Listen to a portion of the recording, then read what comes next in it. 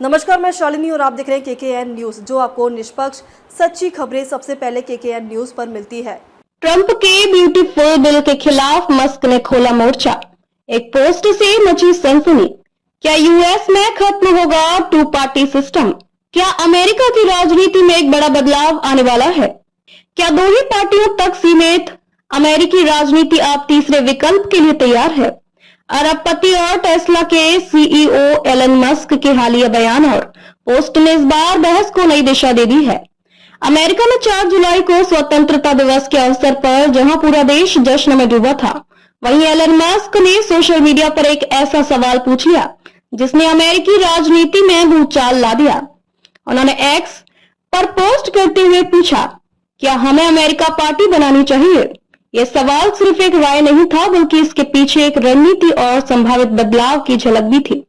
Musk ने इस विचार को एक सर्वे के रूप में पेश किया और देखते ही देखते इस पर प्रतिक्रियाओं की बाढ़ आ गई। एक यूजर ने लिखा, एलन मस्क की तीसरी पार्टी बनना वैसा ही है जैसे टेस्ला और स्पेसएक्स। जोखिम भरा, लेकिन अगर सफल हुआ तो गेम पूरी तरह बदल सकता है। इस कमेंट पर मस्क ने खुद जवाब देते हुए कहा कि यह केवल एक विचार नहीं है, बल्कि इसके पीछे एक संभावित रणनीति भी है जिस पर काम किया जा सकता है।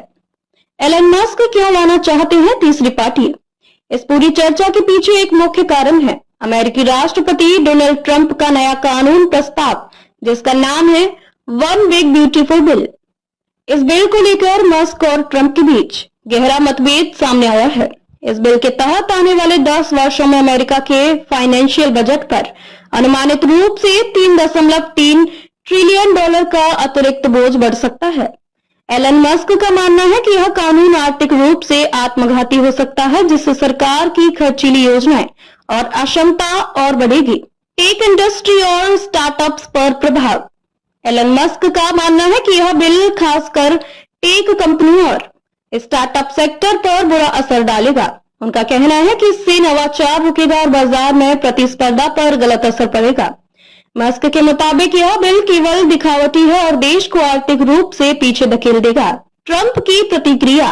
डोनाल्ड ट्रंप ने भी पलटवार करते हुए एलन मस्क को चेतावनी दी है। उन्होंने कहा कि मस्क की कंपनियों को मिलने वाली संघीय सब्सिडी, फेडरल सब्सिडीज को रद्द किया जा सकता है।